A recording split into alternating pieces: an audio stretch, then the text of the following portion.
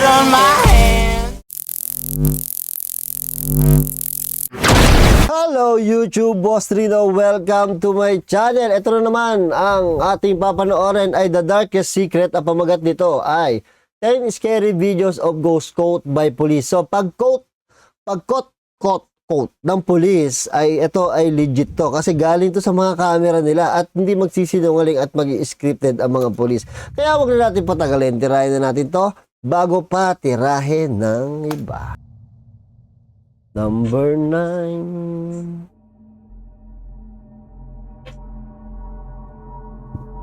The following footage was sent by a subscriber who for personal reasons did not want to reveal his or her identity. However, in their mail it described the inexplicable experience lived by a police officer who, after receiving a call from someone screaming inside an abandoned building, Building. arrived at the scene to investigate what was happening. Almost always, these events are fights between drug addicts, so the policeman was ready for it. However, what he captured was completely different. Parang kinakabahan ako dito. Uy, CR to. Oh! Ito ang mangyari sa akin. Ito nakakatakot. Biglang bubukas yung pinto.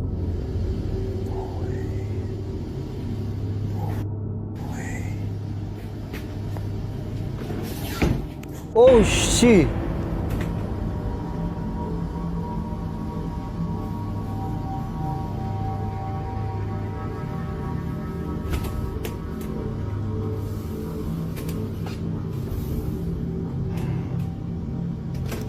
Gagong, tapang mo naman.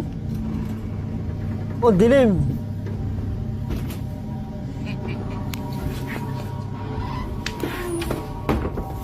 Uy, may naungol.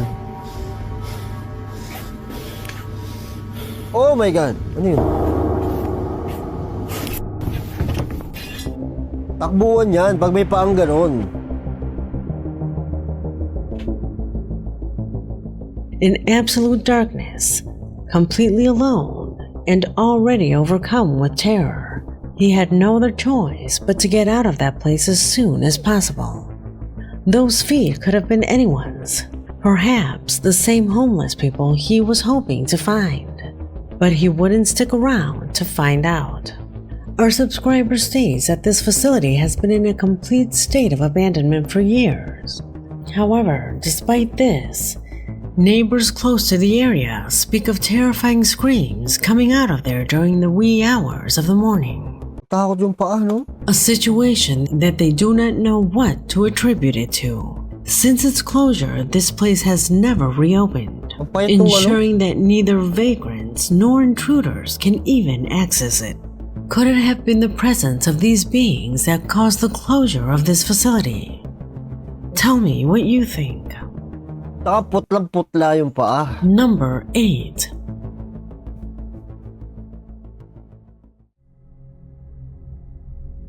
What you will see below is the result of the body cameras of a group of special forces in Brazil who came to visit a compound Uy, buta, seryoso to ha. May mga baril talaga. Oh. in a state of abandonment after receiving a call alerting them that a drug gang was operating there. However, far from that, the group came face to face with something extremely disconcerting.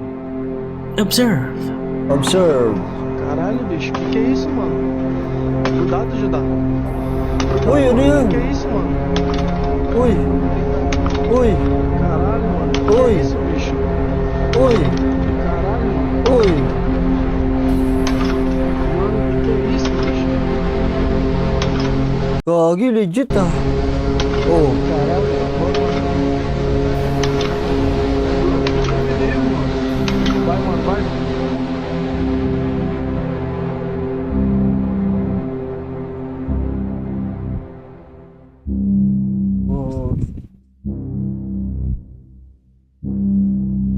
As if it were dinner from a horror movie, the frightened men watched as the door moved frantically without any explanation, as if an invisible and very powerful force was making Kasi itself. kung yan ay may tali sa labas, Bakit nagpapabalik-balik? Imposible naman na bumabanda. Diba? Noticed. This Creepy to. gave meaning to all of the other noises that they heard that night, between things falling and whispers in the distance. Vai, mano. Vai, mano. Takbo sila, may mga baril yan, anak mo Until now, it is not known who made the call, nor is there an explanation for these demonstrations. However, it is said that years ago, this place functioned as a torture center, suggesting that the victims of these tortures are still hanging around the place. Okay, torture center pala yung lugar eh, kaya pala may nagmumulto na ganyan. Could this be the possible explanation? Tell me what you think. Number 7. Number 7. In 2013, a mysterious event shook the tourist island of Hawaii, specifically in the vicinity of a place known as the Pali Viewpoint. It was during a cold night that a police officer who was walking through the dark area and desolate road saw in the distance the figure of a woman dressed in Parang may nakita na agad ako white, who was lying motionless on the side of the road. The officer, thinking the woman might be in trouble, stopped the vehicle and rolled down the window. The woman did not make the slightest movement or make a sound. With a mix of professionalism and curiosity, the officer called out to her, but the figure remained silent, motionless as a statue. Determined to help, the officer opened the door, and in an inexplicable instant, the figure disappeared, Uy, yung creepy. only to reappear sitting in the back seat. A strange Ay, yan ang ayoko. May makikita ka, nagdadrive ka, di ba? May makikita ka sa labas na creepy. Tapos bigla mawawala, papupunta sa backseat. Kaya may kilabutan ako. stillness filled the vehicle. The officer tried to communicate with the figure, but her words Oh seemed to my be God, lost in the ayoko air. niyan. The woman's face was pale, her eyes inert, and an icy air spread through the atmosphere. The officer, contrary to what most might think, remained inside the vehicle and even began to drive it with the disturbing entity sitting in the back. When he thought he couldn't get rid of it, Hindi ko kaya to. it simply disappeared when he reached the opening of a tunnel. Since that night, the officer's story has been told and retold, fueling the stories surrounding the Pali Viewpoint. Those who venture through the area claim that if you listen carefully, you can hear a whisper in the wind, Ay! as if the spirit of that woman was still searching for something or someone in the darkness. Without a doubt, a story that deserves to be included in this collection. Number 6. Creepy nung storya. Kasi, for example, kayo nagdadrive kayo, pinakita kayong nasa labas, tapos biglang nawala, tapos nasa likod niya ng kotse. Ano gagawin nyo? Titigil kayo, lalabas kayo ng kotse, nasa gitna kayo ng karsada madilim? Or magdadrive pa rin kayo dire-diretso na nakikita nyo sa salamin yung nasa likod nyo? Hindi ko, siguro himatay na lang ako.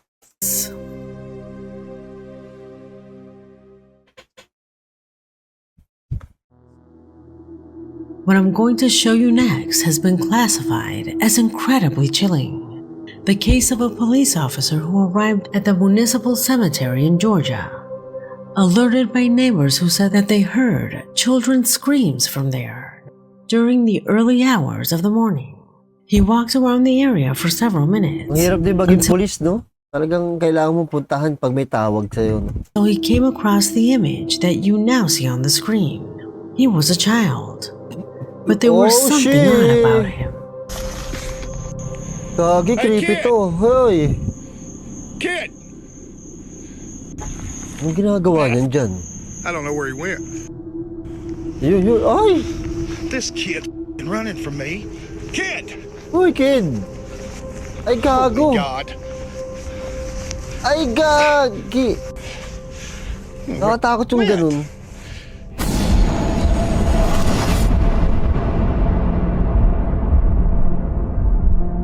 The boy remained motionless in the dark, even in the presence of the police officer's warning. He never turned to look at him. He just walked to disappear into the darkness again and again. The police officer confesses that he never felt so afraid as he did Parang weird kumilos yung bata. Gets nyo? at that time, stating that being close to him felt extremely strange, which is why even though the officer followed him, he always kept his distance. Although he does not know or cannot prove it, he is sure that it was never a child, Titingnan ko kung may anino eh. and that rather May anino eh. May anino eh. Kaya lang ang weird naman. Bakit nasa ano? Bakit nasa labas, di ba? it was the materialization of some type of unknown entity. A footage that without a doubt leaves you thinking. Number 5. Creepy yan, ganyan, oh, creepy. Kahit nasabihin mo totoong bata yung creepy yun.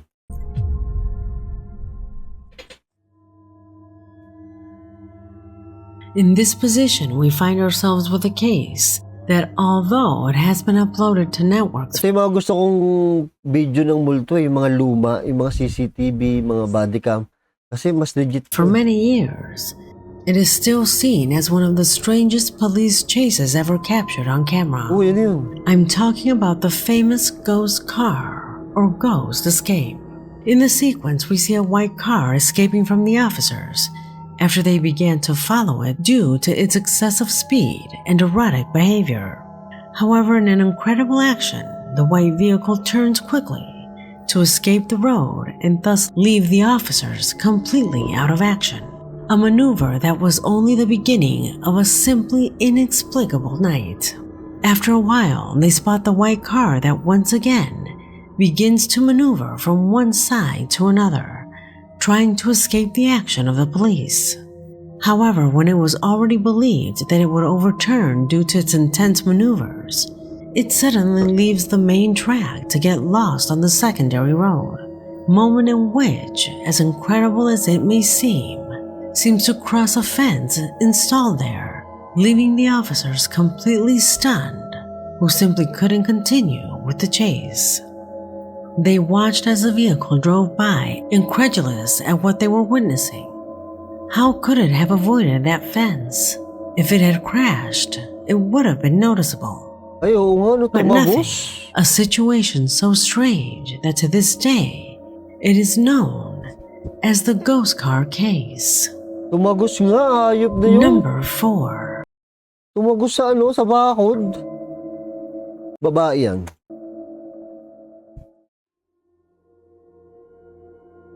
In the image given by a security camera, an officer is seen walking through the main entrance to his barracks. Even though he is captured only in the area, he begins to speak and gesture as if he were conversing with someone. When consulted by the monitor of the camera, the matter would take on an even more mysterious nuance. Pay attention.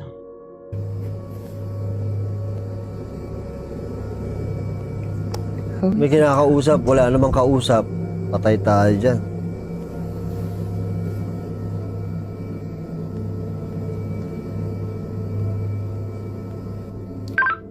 Dispatch to 329. 329, go ahead. Oh, creepy to. Yes, sir. Who are you talking to? I'm talking to elderly lady. I saw her walking by the store and she said she's looking for Mr. Griffin. Her name is Miss Abigail.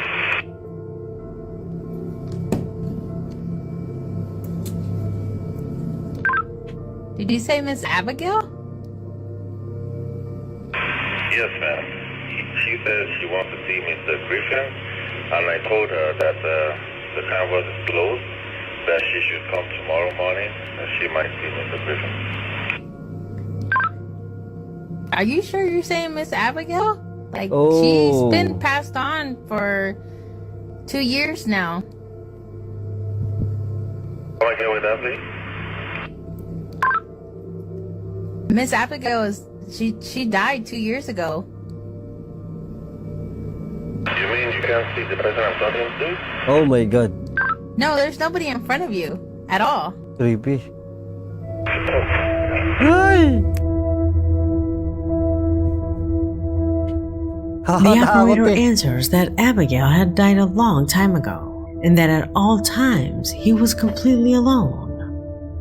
Given this response, the officer's reaction was completely logical, since he had established a dialogue with a deceased person. Regarding who it was asking about and why it had chosen that officer to communicate with, to this day is a complete mystery.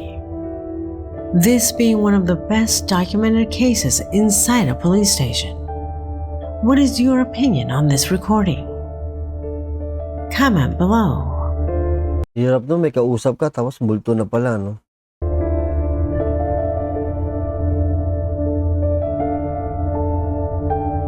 Number 3.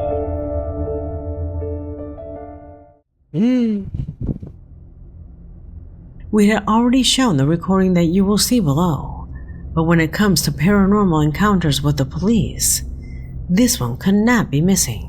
In case you don't remember, I'll give you a summary. This happened a couple of years ago in Mexico City, where the resident of a building alerted the police after hearing loud bangs coming from the upper floor. According to reports, the apartment, which had apparently been abandoned for years, was searched by officers without finding anyone inside. However, when leaving there, a camera that was positioned across the street recorded this shocking sequence.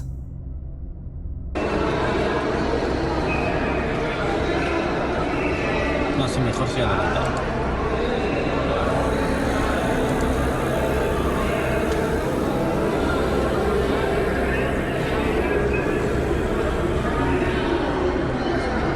Cuando vaya a hacerle baja, le pone normal.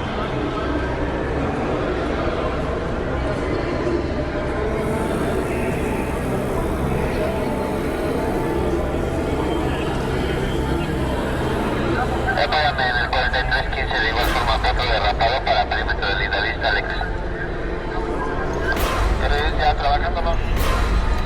Wala, nakakatakot naman yan pasumsum na yan. Oh, may bata, dalawa.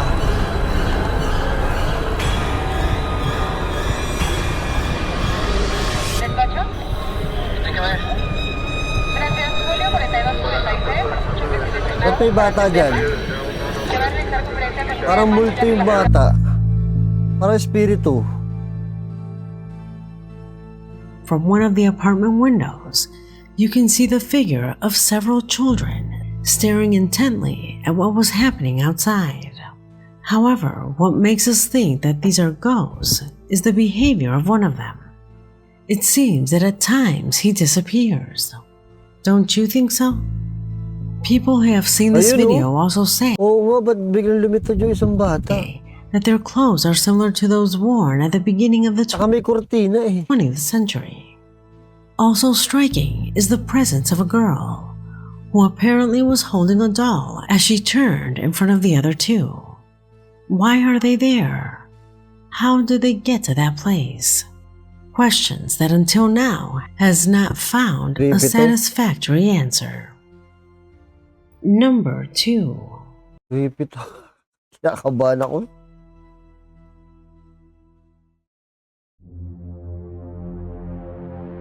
The following footage takes us to the state of Texas in the United States, where a police officer noticed the presence of a vehicle traveling at high speed on the highway. After a few minutes of intense pursuit, the officer's warning to stop the vehicle, it stopped on the roadside. It was from this moment that the officer began to document on video a situation that until now was completely inexplicable.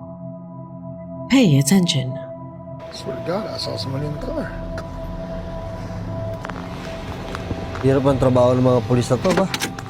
As you can see, the officer realizes that there was no one inside the vehicle. He doesn't know how to get out or where he went. But perhaps the most surprising thing is what he couldn't see, but his camera did. Nako, ano yun? Kamay? Kinakabahan ako, di ko alam kung bakit. I'm gonna have to call this in the sheriff's department.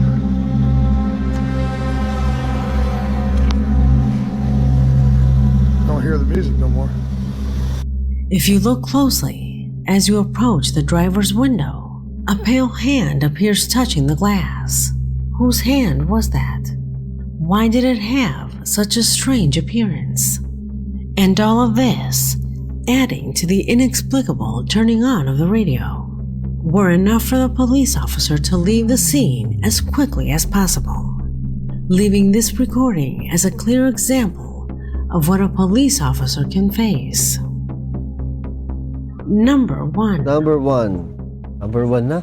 Kinakabahan ako para matapos na to. What culminates in this collection is an event that I have rejected hundreds of times. They have sent me videos like this a lot of times, but I have never paid attention to them due to their high probability of being staged. However, the fact that this was filmed by police officers and the fact that an investigation was attempted makes me think it is real. Ala, puta na yan. Nag-workout na yung bulto. Ala. Ang weird naman yan. Ano ba yan? Pan-gym? Amo, dami na gano, oh. Dami binibidyohan nila, oh. Ang tanong, bakit yung upuan gumagalaw din? Sa gym naman, di ganyan, di ba? Ano ba yan? Playground? Given this scene, the wind hypothesis was completely ruled out, and the movement of that machine was so abrupt and frenetic that it seemed like someone was manipulating it, something that clearly goes beyond all reasonable logic. Another fact is that these machines are very heavy, which is why some type of remote manipulation, such as threads, motion sensors, and also the presence of some type of hidden mechanism that makes these machines move in that way is also ruled out. A situation that undoubtedly both the officers and the residents of the sector will find it very difficult to forget. What do you think about this as well as the other videos displayed in this collection? Let me know in the comment box, because this video has come to an end. My name. Hindi ko alam kasi kung pang bata o pang gym. Nasa playground kasi. Is Leonor Clay. Diba? Ang creepy yung mga bata ng multo, no? Nakakatakot. Tsaka yung mga sa kotse. Lagi kasi ako madalas sa kotse. Isa sa pinaka-nakatuto ko talaga na multo sa kotse. Wala kang laban doon pag nasa kotse. Sikip-sikip sa kotse, di ba? Hi! So, yun. Thank you sa panonood at see you next video. I came from the mud. There's